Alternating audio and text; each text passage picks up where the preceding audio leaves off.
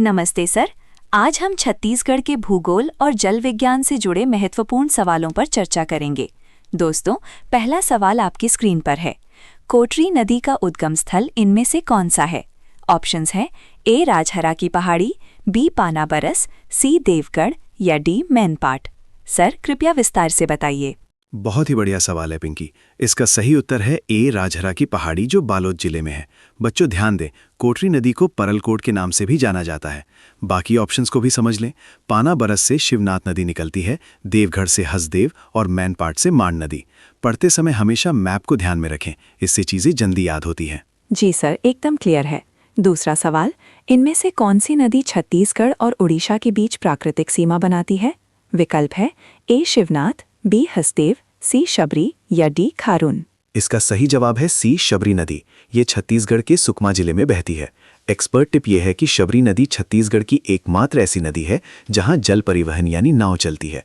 शिवनाथ तो मध्य छत्तीसगढ़ में बहती है, तो वो सीमा नहीं बना सकती। एग्जाम में ऐसे एलिमिनेशन मेथड का इस्तेमाल जरूर करें। बहुत अच्छी टिप दी सर आपने। तीसरा सवाल, धमतरी जिले में स्थित मुरुमसिल्ली बांध, जो एशिया का पहला साइफन स्पिलवे है, कब बना था? ऑप्शंस हैं ए 1923, बी 1935, सी 1947 या डी 1956। पिंकी, ये छत्तीसगढ़ के गौरव का विषय है। इसका सही उत्तर है ए 1923। ये सिलियारी नदी पर बना है। साइफन स्पिलवे एक ऐसी आधुनिक तकनीक थी जिसे उस समय छत्तीसगढ़ में पहली बार इस्तेमाल किया गया था। अब इसे मैडम सिल्ली बांध भी कहते हैं।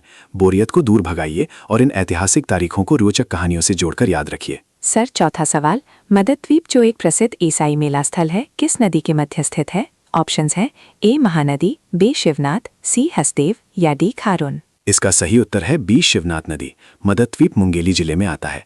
यहाँ न केवल ईसाई मेला लगता है, बल्कि ये पुरातात्विक खुदाई के लिए भी प्रसिद्ध है।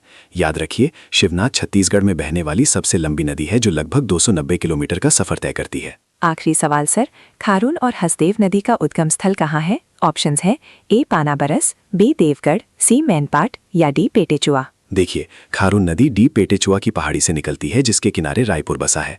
वहीं हसदेव नदी बी देवगढ़ की पहाड़ी से निकलती है। हसदेव नदी पर ही छत्तीसगढ़ का सबसे ऊंचा बांध मिनी माता हसदेव बांगो बना है। अपडेटेड रहें और मेहनत करते रहें, सफलता आपके कदम चूमेगी।